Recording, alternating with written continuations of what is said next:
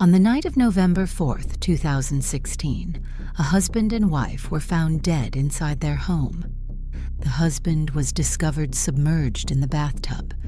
His wife was found in their bedroom, hands bound, body laid carefully across the bed. Police initially suspected a domestic dispute, one that spiraled out of control, and yet, one detail made investigators pause. The couple had died in two different rooms, in two very different ways. So the question wasn't just who did this, it was why it looked staged to tell two completely different stories. I'm Detective Cassandra Maddox. I expose the truths others would rather keep buried. This is one of those truths. Carl and Evelyn Jensen had been married for 24 years. The news of their mysterious death sent shockwaves across the city, because not only was it gruesome, but residents were fearful of who'd be the next victim. Investigators initially believed Carl had died first. The reason was simple and convincing. A half-empty bottle of prescription medication sat on the bathroom counter. The label bore his name, and there was only one pill left in the bottle.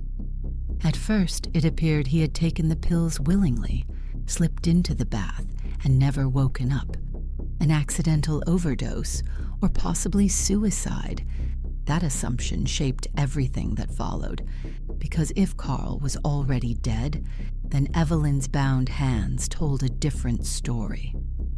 Upon examining Carl's body, the medical examiner discovered that there was no water in his lungs. That meant he hadn't drowned, but had been dead before his body touched the bath water. In addition to that, he hadn't overdosed either. The medication in his system explained why there were no defensive wounds. He had been sedated, but not enough to kill him, just enough to make him vulnerable, which meant the nearly empty bottle wasn't evidence of suicide. Someone wanted investigators to believe the bathroom was the beginning of the story, but the medical examiner's findings proved it wasn't, because the husband hadn't drowned, and he hadn't overdosed. The autopsy revealed that he died from blunt force trauma to the head. He had been killed somewhere else, and then placed in the tub afterward. The prescription bottle did belong to Carl, but toxicology revealed something investigators hadn't expected. The medication hadn't been swallowed in pill form. It had been ingested through food or drink. The drug was already breaking down by the time it entered his system, diluted, dispersed, and absorbed gradually. It was enough to slow Carl's reflexes, enough to dull his awareness, but not enough to kill him, which meant Carl hadn't knowingly taken the medication that night. He had been served it, and in that house, there was only one person preparing his meals. Evelyn. That pointed to Evelyn killing her husband.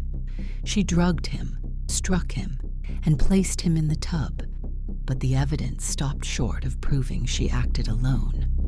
Because while Carl's death showed signs of planning, Evelyn's did not. At first, Evelyn's bound hands painted her as a victim who had been restrained against her will. But detectives noticed something that didn't fit. The knots were loose enough that she could have freed herself. There were no defensive wounds on her wrists, no torn skin, no signs of a struggle on the bed or around it, and the sheets beneath her body were smooth. That raised an uncomfortable possibility.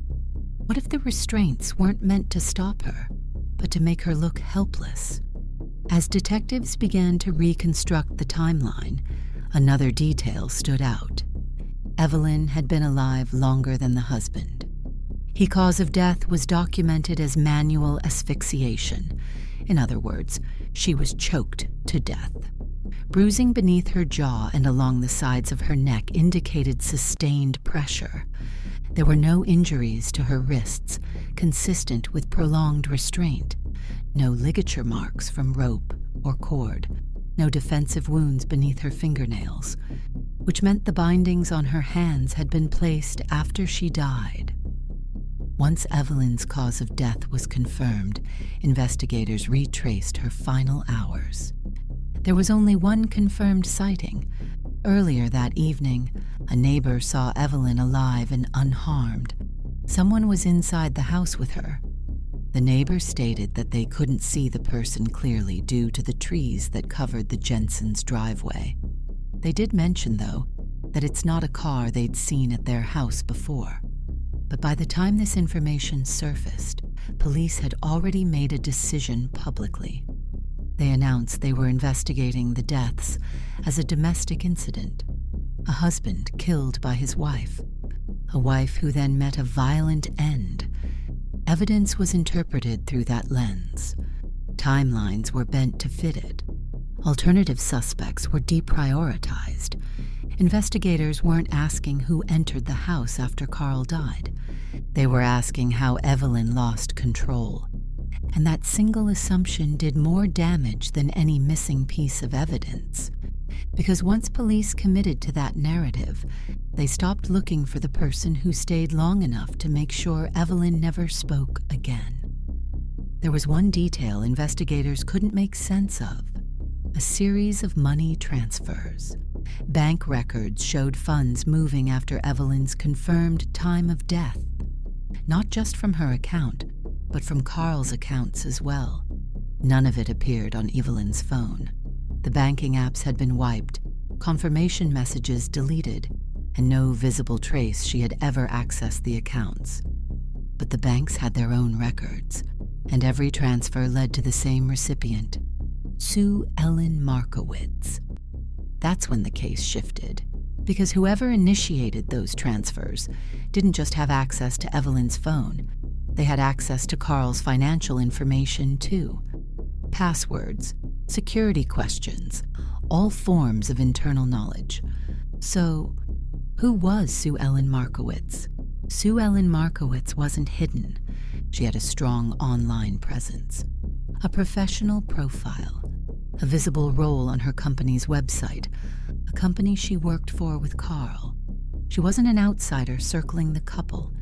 She was already inside Carl's world, which raised a far more uncomfortable question.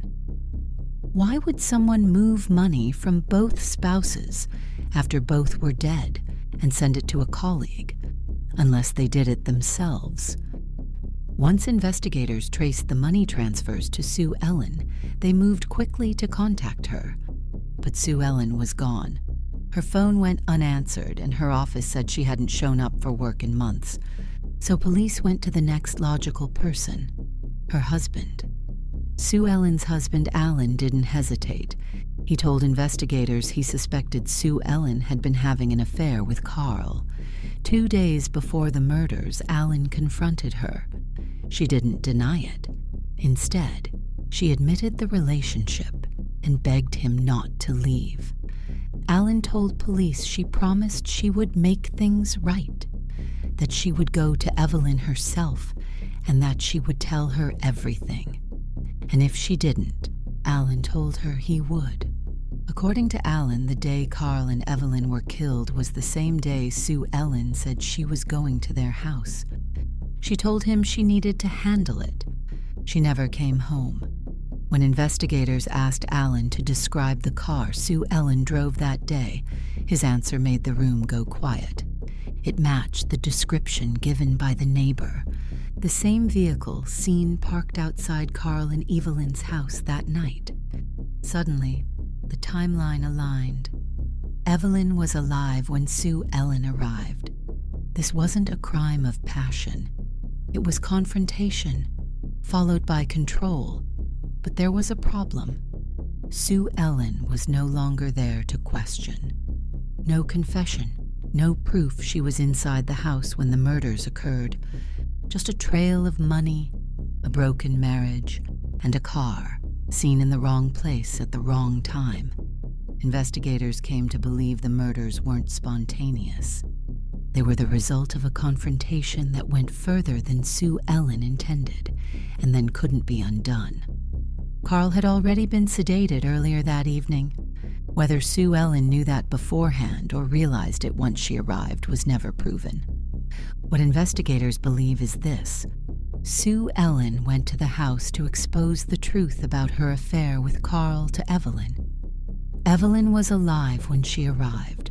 Carl was impaired, and the situation escalated. At some point, Carl was struck, once, while he was vulnerable. The blow killed him. Evelyn became the problem. She was the only one who could identify Sue Ellen, the only one who could explain why she was there, and the only one who could stop what came next.